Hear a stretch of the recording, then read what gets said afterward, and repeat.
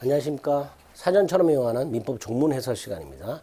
구독과 좋아요 지겹더라도 다시 한번 부탁드립니다.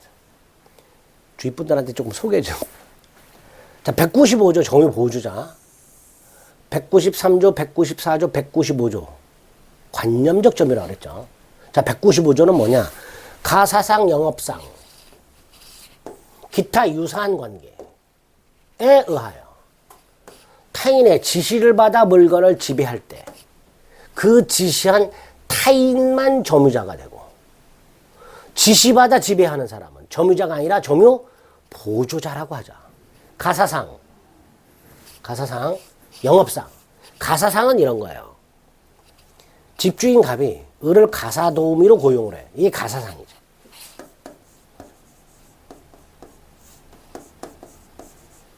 가사 이렇게 되죠. 집안일 이러죠. 영업, 가사, 갑이 을을 가사도우미로 고용. 영업, 가게주인 갑이 을을 점원으로 고용. 그리고 집주인 갑, 가게주인 갑이 외출을 나가. 그러면서 집 또는 가게를 잘 좀 봐주세요. 지시하고 명령했어. 그럼 을은 복종해야지. 이거를 점유 보조관계 이렇게 불러요. 우리 간접점유에서는 임대차와 같은 평등한 계약관계가 있었죠. 이걸 점유 매개관계라고 불러요. 반면에 이건 어때요? 지시, 명령, 복종, 불평등 관계죠. 이건 점유 보조관계라고 하는 거예요. 자, 그러면 이 상태에서 집주인 갑이나 가게주인 갑이 을에게 외출하면서 지시했잖아. 그래서 그 집이나 가게 안에 있는 물건은 을이, 가사도우미나 가게 점원이 집주인 또는 가게 주인의 지시를 받아서 을이 사실상 지배를 하죠. 하지만 지시한 갑만 점유자가 되고, 지시를 받은 가사도우미나 가게 점원은 점유 보조자에 불과한 거예요. 그러니까 점유 보조자는 물건을 사실상 지배하지만 점유권 인정이 안 되는 거고, 집주인이나 가게 주인은 외출해서 집이나 가게 안에 있는 물건을 사실상 지배하지 않지만 점유권 인정이 되는 거죠. 관념적 점유가 생기는 거죠. 이런 걸 점유 보조자라고 한다. 이 점유 보조자는 조금 중요한 게, 나중에 우리 민법 213조를 볼 건데, 213조는 소유물 반환 청구권이에요. 무슨 청구권? 소유물 반환 청구권. 자, 소유물 반환 청구권은 소유자가 점유자를 상대로 해요. 점유자. 본권 없는 점유자. 그리고 이 점유자는 직접 점유자도 되고 간접 점유자도 돼요. 그런데 점유 보조자는 점유자예요, 아니에요? 아니잖아요. 그러니까 점유 보조자를 상대로 소유물 반환을 청구할 수 없어요. 그걸 이렇게 말합니다. 점유 보조자는 물권적 청구권의 상대방이 될 수 없다. 이렇게 말을 해요. 점유 보조자는 물권적 청구권의 상대방이 되지 못한다. 왜?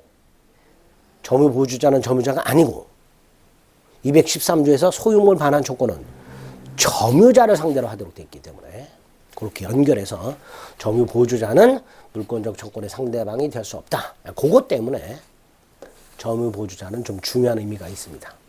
기출지문 점유 보조자도 점유자다 아니지요. 점유주만 점유자가 되죠.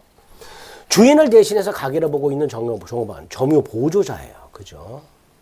점유권은 물건을 사실상 지배하는 자에게 인정되는 물권이에요. 그게 원칙이야. 하지만 점유 보조자는 물건을 사실상 지배함에도 불구하고 195조에서 점유주만 점유자라고 하고, 얘는 따로 점유 보조자라고 종문을 만들어 놨다. 점유 보조자는 점유자가 아니다. 점유자가 아니니까 당연히 점유권 없고 점유 보호 청구권도 행사할 수가 없습니다. 근데 나중에 보시겠지만 자력구제권은 인정이 됩니다. 이런 걸 점유 보조자라 한다.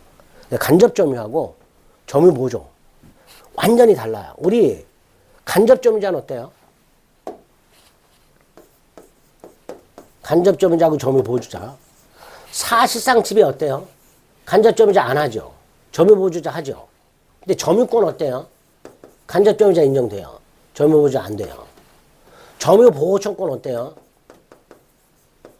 간접점유자 돼요. 점유 보호주자 안 되죠.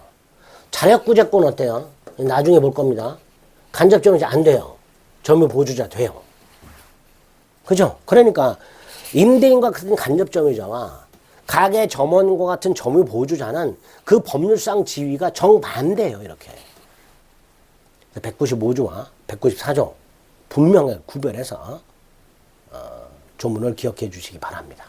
관념적 점유 193조, 194조, 195조 살펴보셨습니다.